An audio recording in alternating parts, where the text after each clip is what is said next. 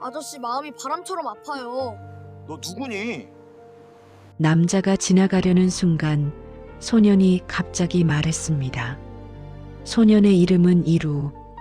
바람 소리와 마음의 소리를 같이 듣는 독특한 아이입니다. 무슨 사연인지 오늘의 사연 시작하겠습니다. 봄이 오고 있었습니다. 하지만 강우빈에게 봄이 온다는 건 그저 시간이 지나간다는 것일 뿐이었습니다. 3년 전 그의 인생은 한순간에 무너져 내렸습니다. 아들의 사고, 그것이 전부였습니다. 집안의 모든 것이 살인자처럼 느껴졌습니다. 거실에 놓인 축구공, 침대 옆 책상에 남겨진 필기구, 창가에 걸린 어두운 커튼, 아들의 숨결이 남아있는 모든 것들이 그를 짓누르고 있었습니다. 아침에 눈을 뜨면 가슴이 철렁했습니다. 마치 다시 한번 죽음을 맞닥뜨리는 것처럼요. 숨을 쉬는 것도 고통이 되었습니다. 전직 항공 엔지니어였던 우빈은 회사도 그만두었습니다. 사람들을 만나는 것도, 말을 하는 것도, 웃는 것도 모두 불가능했습니다. 마치 그 모든 행동이 아들을 배신하는 것처럼 느껴졌으니까요. 하루하루가 같은 날이었습니다. 아침이 있고 밤이 있지만 그 사이에 살아있다는 느낌은 없었습니다.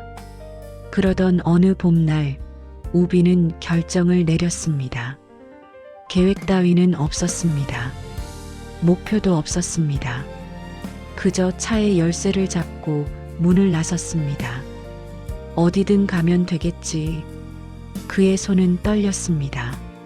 3년 만에 집을 나서는 그의 손가락들은 마치 죽은 것처럼 차갑고 무거웠습니다. 하지만 그는 운전을 했습니다. 서울을 빠져나가고 고속도로를 달렸습니다.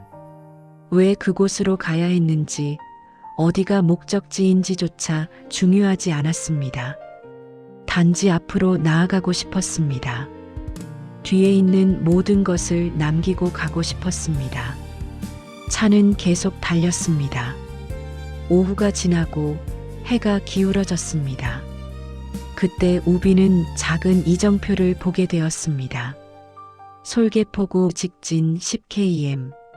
솔개포구. 들어본 적도 없는 작은 마을의 이름이었습니다.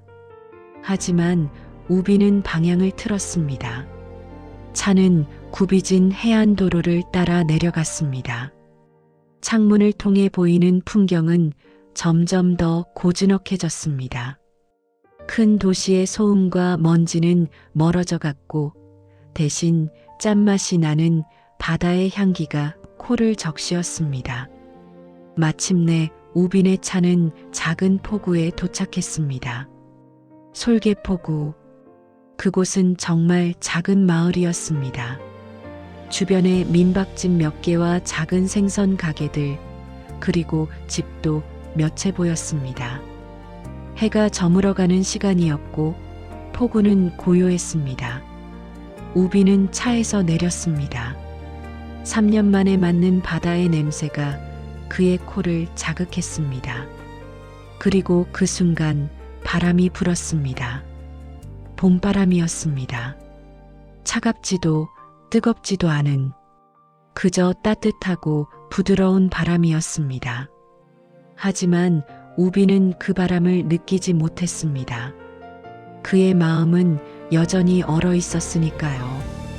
우빈은 가장 가까운 민박집으로 향했습니다. 하루만 묵겠습니다. 그렇게 시작되었습니다.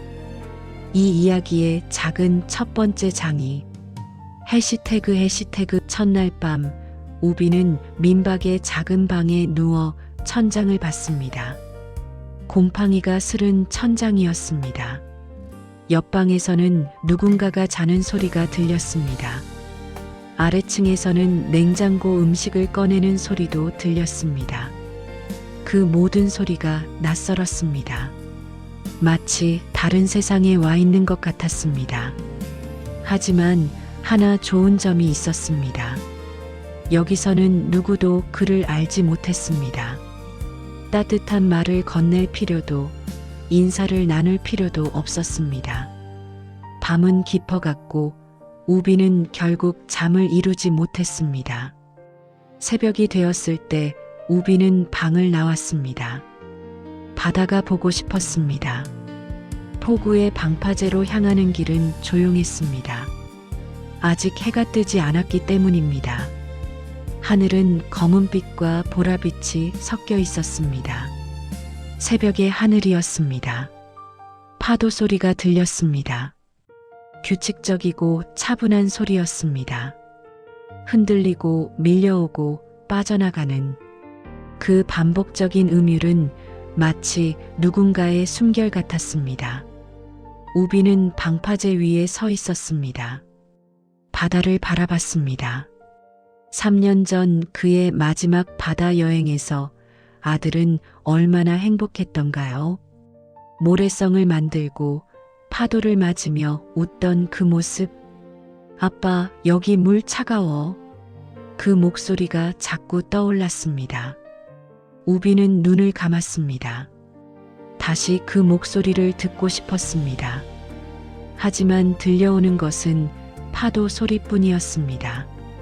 바람이 불었습니다. 새벽의 차분한 바람이었습니다. 그때였습니다. 해가 막 뜨려고 하는 순간 우비는 움직임을 감지했습니다.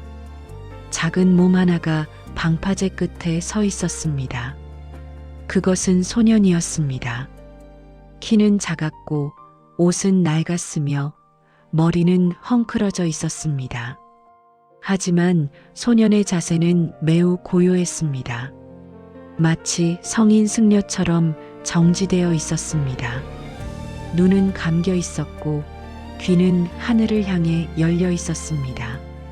소년은 파도를 듣고 있었습니다.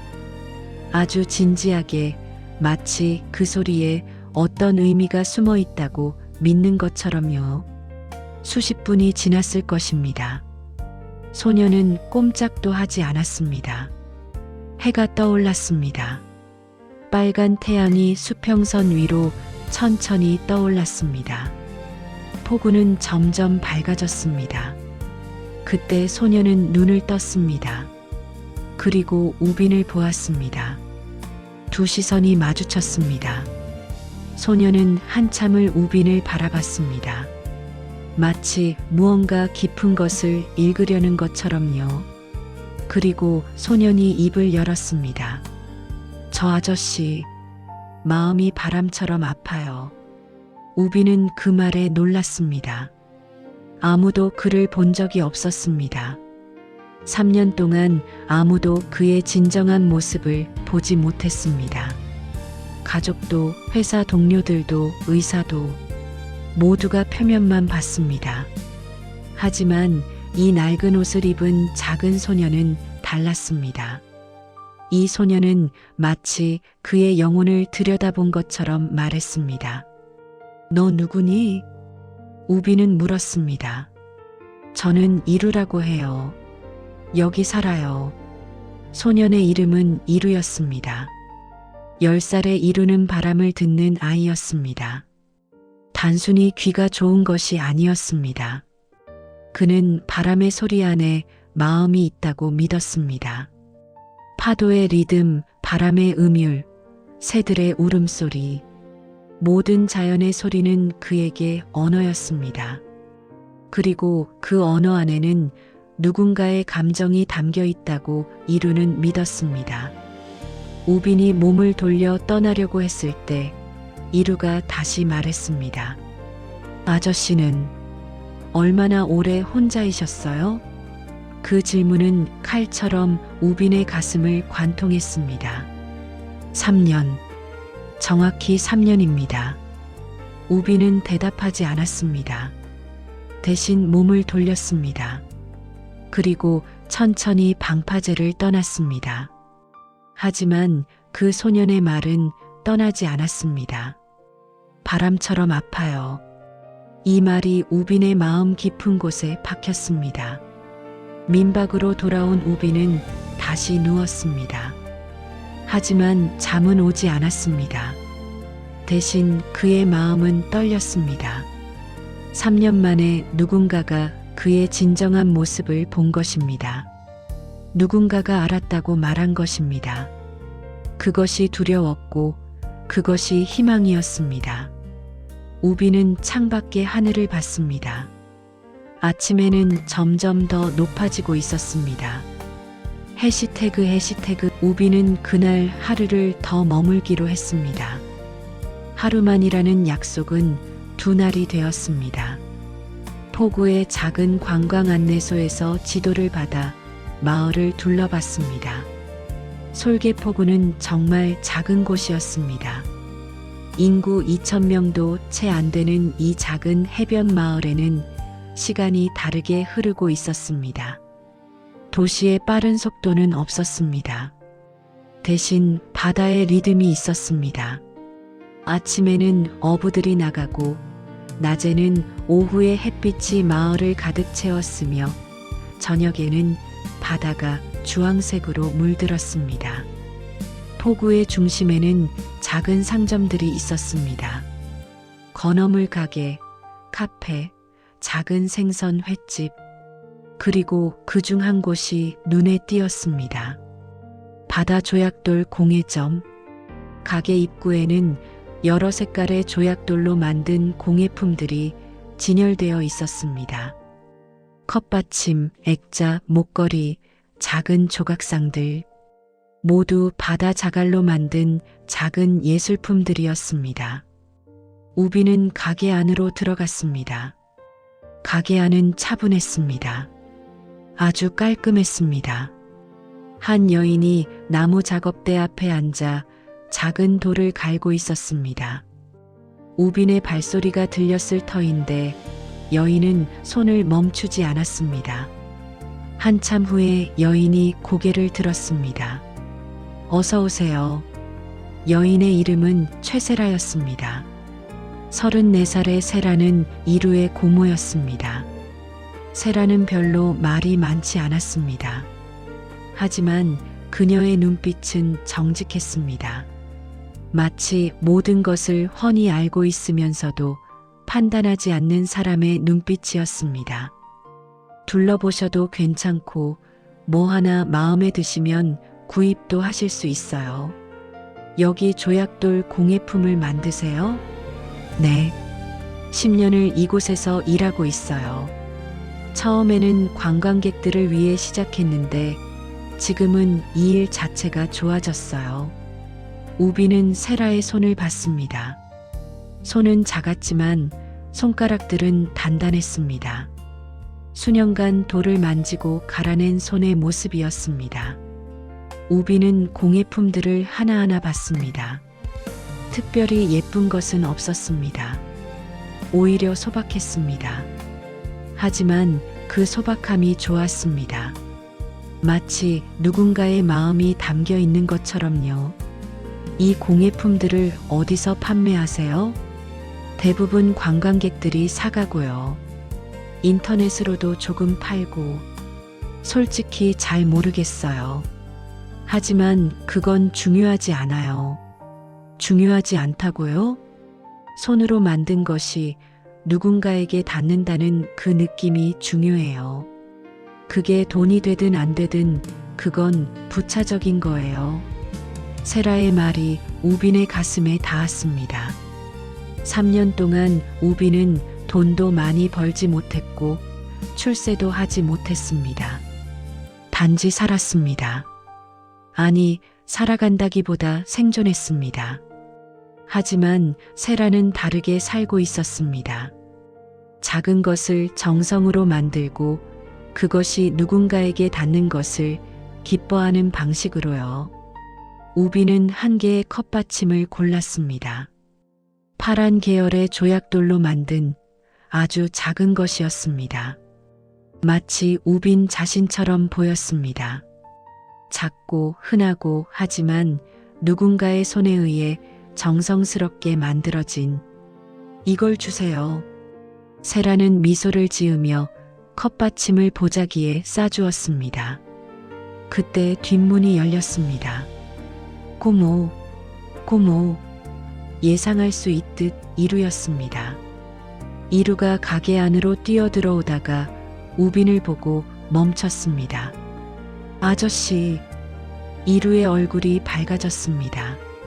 마치 해가 구름 사이로 나타나는 것처럼요. 이루, 인사하게. 안녕하세요, 아저씨. 이루는 인사를 했지만 그 후로는 우빈 곁에서 떠나지 않았습니다. 마치 자석에 끌려온 것처럼요. 아저씨는 왜 우리 마을에 왔어요? 특별한 이유는 없어. 그냥 왔어. 근데 아저씨 가슴이 바람같이 아파하고 있잖아요. 이루. 세라가 조용히 이루의 이름을 불렀습니다. 그것은 훈계였으나 동시에 이해였습니다. 세라는 일단 현관 쪽으로 눈길을 돌렸습니다. 저기 저 할아버지 좀 봤어? 만석 할아버지야. 세라가 가리키는 쪽을 보니 포구의 방파제 근처에 한 노인이 앉아 있었습니다. 70대로 보이는 그 노인은 조용히 손을 움직이고 있었습니다. 뭔가를 만드는 중이었습니다. 그물? 아니, 목걸이? 자세히 보니 작은 장식을 만드는 중이었습니다. 저분이 이 마을의 터줏대감이에요. 40년을 여기서 살면서 모두에게 사랑받는 분이야. 이루가 심심할 땐 저분을 찾으면 돼요. 할아버지가 만드는 거 다 좋아요. 손으로 만드는 거라서. 그 말을 듣고 우빈은 다시 밖에 노인을 봤습니다. 노인 만석은 정말 과묵했습니다. 아무에게도 말을 걸지 않았습니다. 하지만 손은 멈추지 않았습니다. 마치 그의 손 자체가 말하고 있는 것처럼요. 우빈은 세라의 가게를 나왔습니다. 그날 오후 우빈은 방파제를 산책했습니다. 해는 중천이었고 폭우는 한가로웠습니다. 어부들은 이미 나갔거나 돌아왔을 시간이었고 관광객들도 거의 없었습니다. 폭우는 조용했습니다. 그 조용함이 좋았습니다. 우빈은 만석 할아버지를 찾아 가까워졌습니다. 만석 할아버지는 우빈이 다가와도 시선을 놓지 않았습니다. 하지만 손은 멈추었습니다. 앉으시게. 짧은 초대였습니다.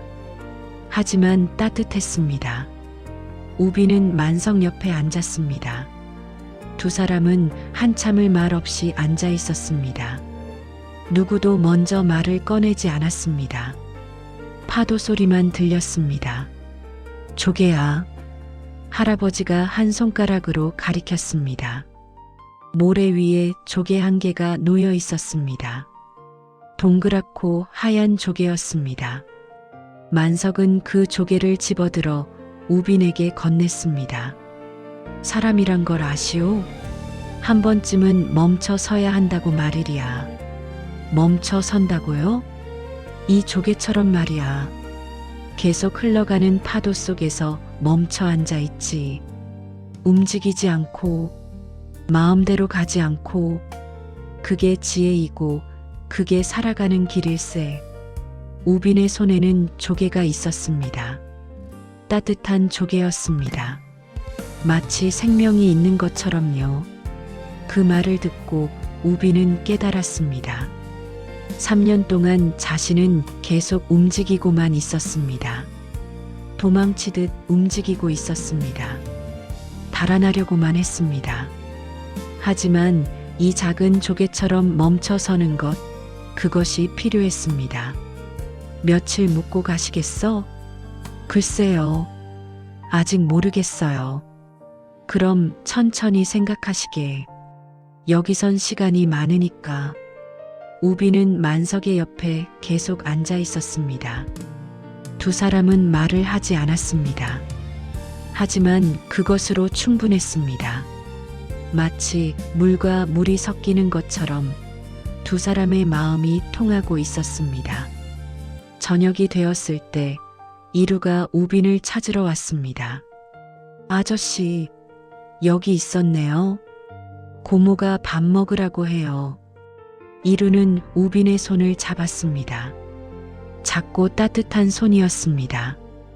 우빈은 그 손을 놓지 않았습니다. 3년 동안 아무도 그의 손을 잡지 않았습니다. 아무도 그의 손을 원하지 않았습니다.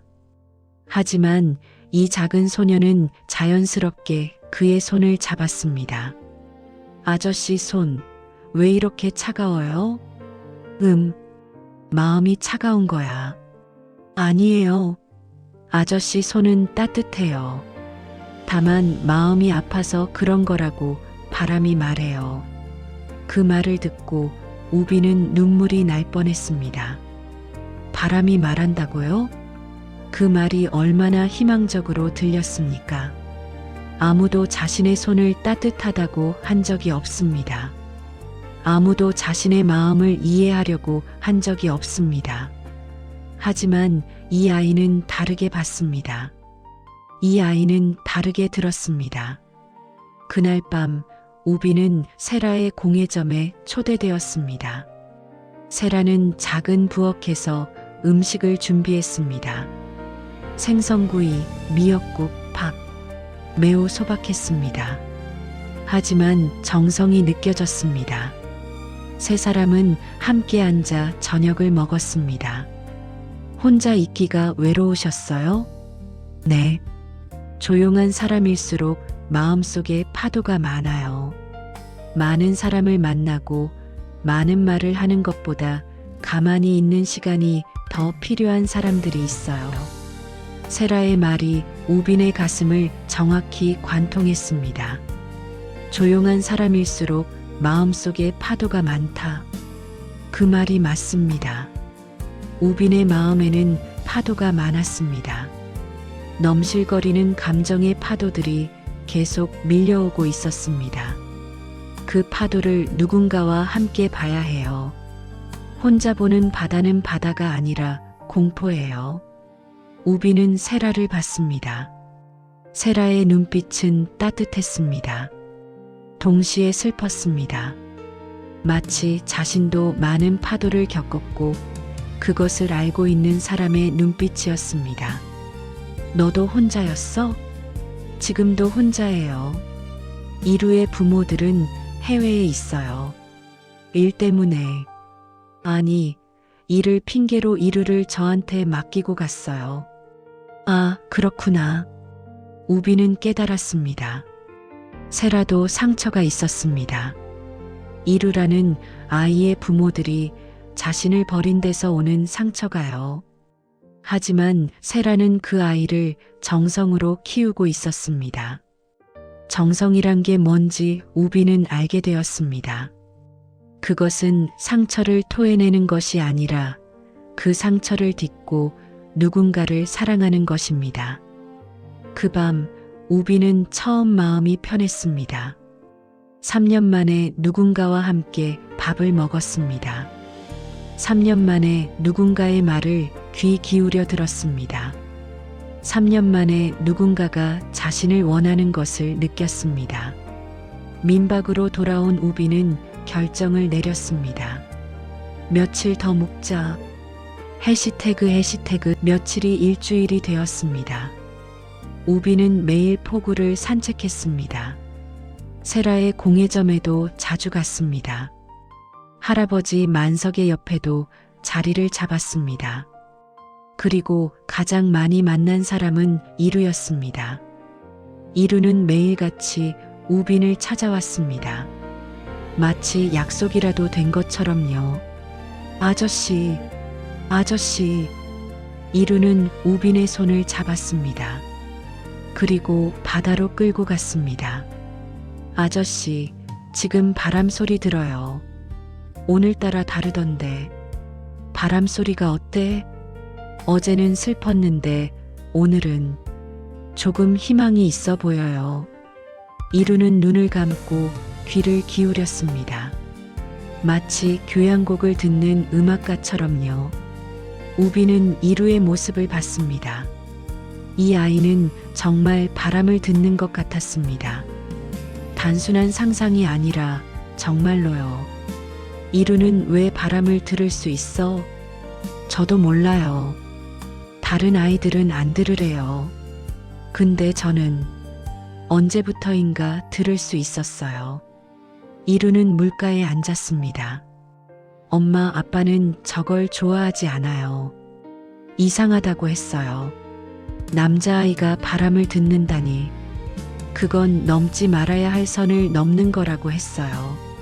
그들이 당신을 이해하지 못하는 거야. 네. 그래서 저 혼자 바다에 나와요. 여기서만 이 소리들이 나를 이해해줘요. 우빈의 마음이 철렁했습니다. 이루는 겨우 10살입니다. 10살의 아이가 혼자라는 걸 느껴야 합니다. 이 소리들이 나를 이해해줘요. 그 말이 우빈의 마음을 무너뜨렸습니다. 이 아이는 자신과 너무 닮았습니다. 상처의 형태는 다르지만 그 고통은 같았습니다. 이루야, 너는 특별한 아이야. 그건 좋은 거야. 정말요? 응. 남들과 다르다는 건 남들이 모르는 것을 본다는 거야. 그건 선물이야. 이루는 우빈을 봤습니다. 그 눈빛은 간절했습니다. 누군가 자신을 이해해 주기를 기대하는 눈빛이었습니다. 아저씨는 어디서 왔어요? 서울에서 왔어. 왜 왔어요? 우빈은 한참 생각했습니다.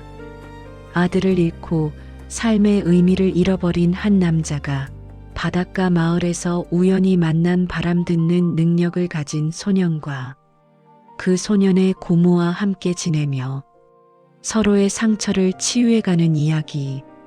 아들을 잃고 삶의 의미를 잃어버린 한 남자가 바닷가 마을에서 우연히 만난 바람 듣는 능력을 가진 소년과 그 소년의 고모와 함께 지내며 서로의 상처를 치유해가는 이야기. 아들을 잃고 삶의 의미를 잃어버린 한 남자가 바닷가 마을에서 우연히 만난 바람 듣는 능력을 가진 소년과 그 소년의 고모와 함께 지내며 서로의 상처를 치유해가는 이야기. 아들을 잃고 삶의 의미를 잃어버린 한 남자가 바닷가 마을에서 우연히 만난 바람 듣는 능력을 가진 소년과 그 소년의 고모와 함께 지내며 서로의 상처를 치유해가는 이야기. 아들을 잃고 삶의 의미를 잃어버린 한 남자가 바닷가 마을에서 우연히 만난 바람 듣는 능력을 가진 소년과 그 소년의 고모와 함께 지내며 서로의 상처를 치유해가는 이야기. 내 아들이 죽었어. 우빈의 목이 메었습니다. 3년 동안 이 말을 제대로 한 적이 없었습니다. 의사 앞에서도 심리상담사 앞에서도 가족 앞에서도 이 말을 하지 않았습니다. 내 아들이 죽었어. 그것이 전부였습니다. 그래서 아파한 거예요. 응. 그런데 아저씨는 아직도 아파해요? 응. 매일 아프지. 이루는 그 말을 들었습니다. 그리고 우빈의 손을 꼭 잡았습니다. 작은 손이 큰 손을 감싸 안았습니다. 저도 혼자 있을 때가 많아요.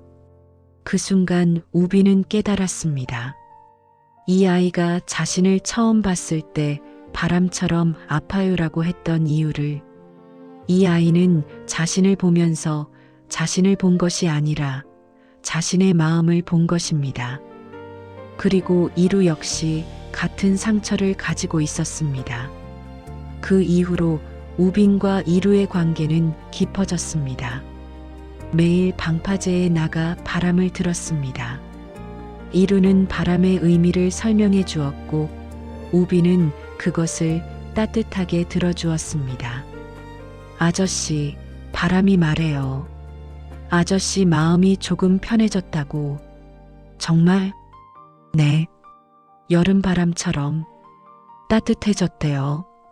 아까까진 겨울 바람이었는데 우비는 웃었습니다.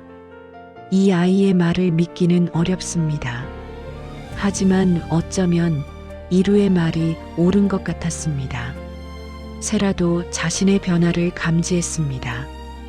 얼굴이 편해졌어요. 그런가요? 네. 처음 왔을 때는 마치 죽은 사람 같았어요. 하지만 지금은 살아있는 표정이네요. 우비는 고개를 숙였습니다. 살아있다는 것, 그것이 얼마나 큰 선물인지 알게 되었습니다. 그리고 이 순간 우비는 자신이 변하고 있다는 것을 느꼈습니다. 아, 잠깐. 한 가지가 바뀐 것이 있습니다. 우비는 이제 아침에 눈을 떠도 가슴이 철렁하지 않습니다.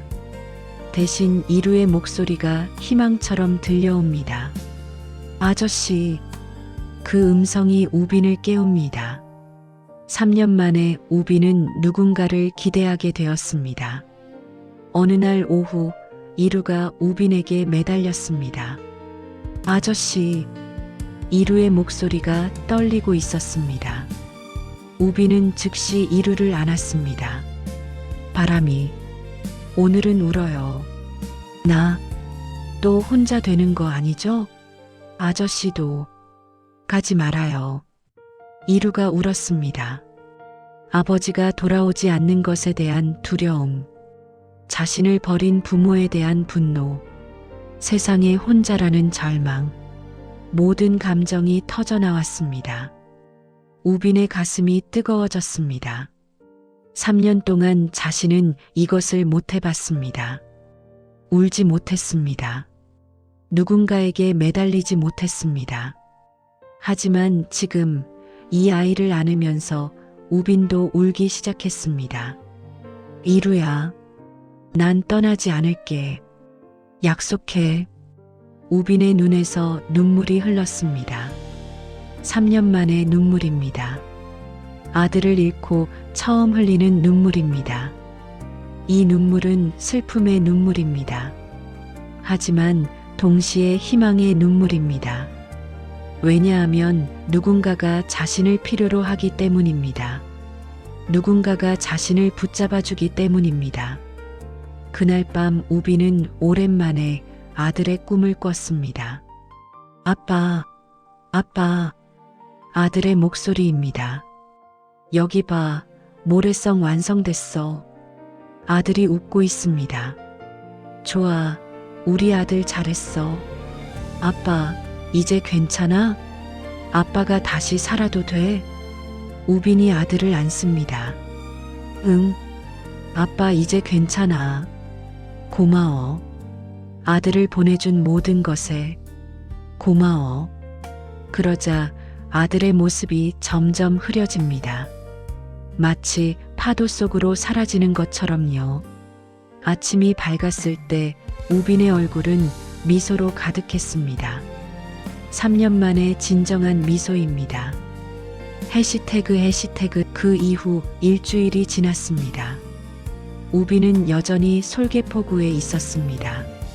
서울로 돌아갈 생각을 하지 않았습니다. 대신 세라의 공예점에서 함께 일하기 시작했습니다. 손으로 조약돌을 갈고 물로 닦고 그것을 함께 붙이는 작업. 매우 단순했습니다.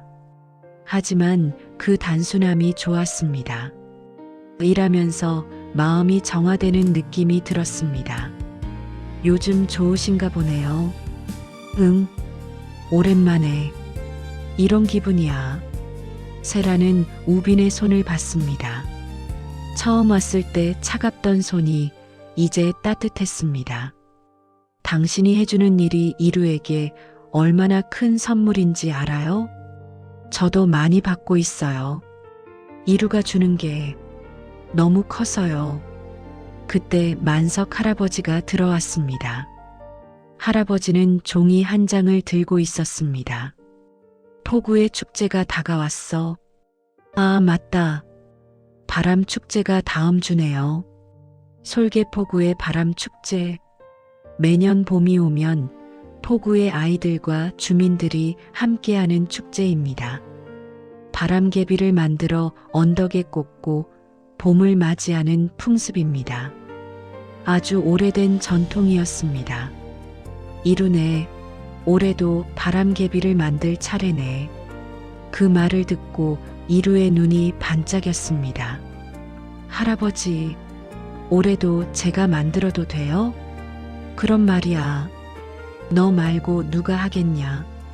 이루는 흥분했습니다. 바람개비를 만드는 일을 정말 좋아했습니다. 아저씨는 봤어요? 제가 만드는 바람개비. 아니, 아직 못 봤어. 다음 주에 축제가 있어요. 그때 제가 만든 바람개비를 날릴 거예요. 이루의 흥분은 그칠 줄을 몰랐습니다. 마치 가장 큰 행사를 기대하는 아이처럼요. 그 주 동안 세라와 이루는 함께 바람개비를 준비했습니다. 색색깔의 종이를 자르고 대나무를 깎고 실을 매달았습니다. 이루는요, 누군가 자기 옆에 오래 있어주는 걸 가장 바래요. 네, 부모가 항상 자신을 떠나갔어요. 그래서 이루는 누군가가 자신을 붙잡아주는 것을 가장 원해요. 세라의 말이 우빈의 마음을 찔렀습니다. 이루와 자신은 정말 닮았습니다. 자신도 누군가를 붙잡아주지 못했고 붙잡혀 있지 못했습니다. 하지만 지금은 다릅니다. 이루가 필요하면 난 여기 있을게요. 세라는 미소를 지었습니다. 당신이 우리 이루에게 주는 선물 정말 소중해요. 축제 당일 포구의 언덕은 축제로 가득 찼습니다. 주민들이 모여 바람개비를 날렸습니다. 분홍색, 파란색, 노란색, 초록색, 색색깔의 바람개비가 하늘을 수놓았습니다. 우비는 이루와 함께 얻습니다. 이루는 자신이 만든 빨간 바람개비를 하늘로 날렸습니다. 아저씨, 봤어요? 제 바람개비. 응, 정말 잘 만들었다. 이루는 우빈의 손을 잡았습니다. 그리고 한 개의 바람개비를 더 건넸습니다. 파란색 바람개비입니다. 아저씨도 여기 있으면 좋아요. 아저씨 마음 혼자 아파하지 말라고 바람이 그러던데요. 우빈은 그 바람개비를 받았습니다.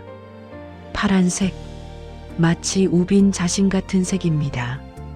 작고 흔하고 하지만 누군가의 손에 의해 정성스럽게 만들어진 우빈은 바람개비를 하늘로 날렸습니다. 두 개의 바람개비가 하늘을 함께 날았습니다.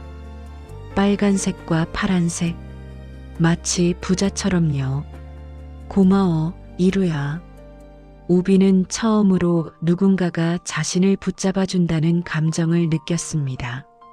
누군가가 자신을 필요로 하는 감정을요. 그것이 얼마나 따뜻한지 알게 되었습니다. 세라는 그 장면을 보고 있었습니다. 미묘하게 미소를 감추며요. 해시태그 축제가 끝난 후 우빈의 마음에는 평온이 찾아왔습니다. 마치 오랜 가뭄이 끝나고 비가 내린 뒤의 초원처럼요. 우빈은 서울로 돌아갈 날짜를 계속 미루고 있었습니다. 그 대신 세라의 공예점에서 더 깊이 일하기 시작했습니다. 어느 날 오후 우빈과 세라는 함께 바다 조약돌 컵받침을 만들고 있었습니다. 손으로 만져지는 돌의 온기가 마음까지 스며드는 느낌이었습니다. 이 일이 정말 좋네요. 처음 들었나요? 저는 10년을 이곳에서 했어요. 10년을 이 작은 돌로? 네. 이 일이 주는 의미가 있어요. 단순하고 그래서 아름다운 이것 같아요. 사람의 인생도 단순하면 단순할수록 정직하면 정직할수록 아름다워요. 우비는 손에 들린 돌을 봤습니다. 바다에서 온 매끄러워진 돌입니다. 수년, 수십 년을 파도에 씻기며 생겨난 이 부드러운 모양새. 그것은 마치 인생의 축약봉 같았습니다. 고통도 있었고 상처도 있었고 하지만 결국 아름다워진 형태. 세라, 나 좀 더 여기 있어도 될까요? 오시는 길이 있으면 가시는 길도 있는 법이에요. 하지만 당신은 비록 떠날 때가 올 거지만 마음은 항상 여기 있을 거예요. 세라의 말이 우빈의 눈을 다시 젖게 만들었습니다. 그래도 좀 더 있을 수 있으면 좋겠어요. 하루 또 하루, 천천히요. 물론이죠. 여기는 당신의 집이 되었으니까요. 그 말을 듣고 우빈의 마음이 따뜻해졌습니다. 집. 3년 동안 자신에게는 집이 없었습니다. 있었던 것은 그저 건물, 기숙사 같은 공간일 뿐이었습니다. 하지만 지금 우빈은 진정한 집을 가지고 있습니다. 사람으로 이루어진 집을 말이에요. 며칠이 더 지났습니다. 우빈은 계속 세라와 함께 공예품을 만들었습니다. 그리고 이루는 매일같이 우빈을 찾아왔습니다. 아저씨, 오늘 바람이 뭐라고 했는지 알아요? 뭐라고? 아저씨 마음이 조금 편안해졌다고요. 정말? 네. 요즘 아저씨 마음은 봄바람이래요. 따뜻하고 부드럽고 좋대요. 우빈은 고개를 끄덕였습니다. 이제 우빈은 그것이 사실이라는 것을 압니다. 자신의 마음이 정말 변했다는 것을 말이에요. 더 이상 겨울바람이 아닙니다. 더 이상 차갑고 날카로운 바람이 아닙니다. 따뜻한 봄바람이 되어 있습니다. 그리고 그것을 가능하게 한 것은 이 아이였습니다. 세라였습니다.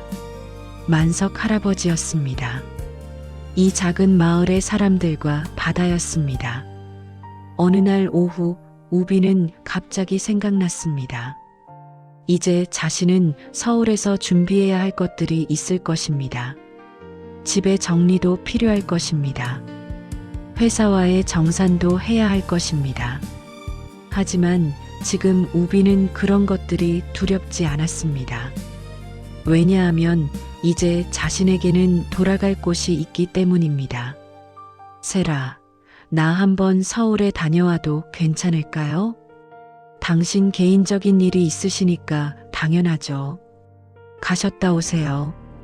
근데 꼭 돌아올 거예요. 알고 있어요. 어디로 가든 당신은 여기에 속했으니까요. 우빈은 세라를 안았습니다. 3년 만의 포옹입니다. 누군가를 위한 진정한 포옹입니다. 그것이 얼마나 따뜻한지 우빈은 이제 알았습니다. 며칠 후 우빈은 서울을 다녀왔습니다. 집을 정리했습니다. 회사와도 정산했습니다. 의사도 만났습니다. 심리 상태가 많이 좋아졌네요. 환자분이 뭘 하셨어요? 우빈은 웃음을 지었습니다. 바다를 만났어요. 우빈은 짐을 챙겼습니다. 이번에는 영구히 가는 것이 아닙니다. 단지 삶의 공간을 옮기는 것입니다. 서울은 더 이상 그의 집이 아닙니다. 우빈의 차가 솔개포구에 도착했을 때 이루가 먼저 뛰어나왔습니다. 아저씨, 돌아왔어요. 응, 왔어. 이루는 우빈의 품에 안겼습니다. 세라는 공예점 앞에서 이를 바라보며 미소를 지었습니다. 할아버지 만석은 방파제에서 조개를 갈고 있었습니다. 해질 무렵 세 사람은 바다 끝 전망대에 섰습니다. 이루는 바람개비를 들고 웃었습니다. 세라는 고요한 표정으로 둘을 바라봤습니다. 우비는 바다를 향해 조용히 속삭였습니다. 아들아, 아빠, 이제 괜찮아질 것 같아. 바람개비가 힘차게 돌아갔습니다. 소리가 맑고 경쾌했습니다. 파란색과 빨간색 바람개비가 함께 하늘을 날았습니다. 마치 부자가 손을 잡고 가는 것처럼요. 카메라는 세 사람을 천천히 비추며 마무리합니다. 해는 지고 별이 나타나기 시작합니다. 폭우의 불빛들이 하나둘 켜집니다. 이곳이 얼마나 아름다운 마을인지 이제 우비는 알게 되었습니다. 상처를 잊게 해준 건 특별한 기적이 아니었습니다. 그것은 그저 한 마을의 바람이었습니다. 한 아이의 미소였습니다. 한 사람이 건네준 작은 말 한마디였습니다. 할아버지의 조개였습니다. 조약돌로 만든 손의 온기였습니다. 아, 그리고 한 가지 더 있습니다. 누군가를 다시 사랑하게 되는 것, 누군가에게 필요해지는 것, 누군가를 붙잡아주고 싶은 마음, 그것이 가장 큰 기적이었습니다. 봄은 계속됩니다. 솔개포구의 봄은 더욱 아름답습니다. 왜냐하면 이제 그곳에는 세 사람이 함께 봄을 맞이하고 있기 때문입니다. 아버지가 된 강우빈, 바람을 듣는 아이 이루, 그리고 그들을 지켜주는 세라. 이 세 사람은 이제 혼자가 아닙니다. 밤이 내려앉습니다. 별들이 떠오릅니다. 폭우의 불빛들이 더욱 환하게 빛납니다. 그 빛 속에서 세 사람은 웃고 있습니다. 아무 말도 하지 않지만 마음이 통하는 그런 웃음입니다. 이 이야기는 여기서 끝나지 않습니다. 내일도 계속 될 것입니다. 모레도 계속 될 것입니다. 매일 새로운 바람이 불 때마다 이 사람들의 이야기는 계속 될 것입니다. 왜냐하면 사랑은 끝나는 것이 아니라 계속되는 것이기 때문입니다. 당신의 삶 속에도 이러한 순간들이 있을 것입니다. 누군가를 만나 다시 살아가고 싶어지는 순간, 누군가를 안고 울 수 있게 되는 순간, 누군가가 자신을 필요로 한다고 느껴지는 순간, 그 순간들이 당신의 인생을 구원할 것입니다. 바람이 계속 붑니다. 봄바람이 계속 붑니다. 그 바람이 당신에게도 전하는 말이 있습니다. 당신도 혼자가 아니라는 것, 당신도 누군가의 바람으로 들릴 수 있다는 것, 당신도 다시 살아갈 수 있다는 것. 영상은 천천히 페이드 아웃됩니다. 마지막으로 보이는 것은 바람개비입니다. 파란색과 빨간색이 함께 회전합니다. 영원히 회전할 것 같은 그 모습으로요. 이것은 우리 모두의 이야기입니다. 상처를 가지고 있는 모든 이들, 혼자라고 느끼는 모든 이들, 다시 살고 싶은 모든 이들을 위한 이야기입니다. 바람이 당신의 옆에도 불기를, 작은 누군가가 당신의 손을 잡기를, 그리고 당신도 누군가를 안을 수 있기를. 이것이 우리의 작은 기도입니다. 바람 속에 담겨 있는 기도입니다.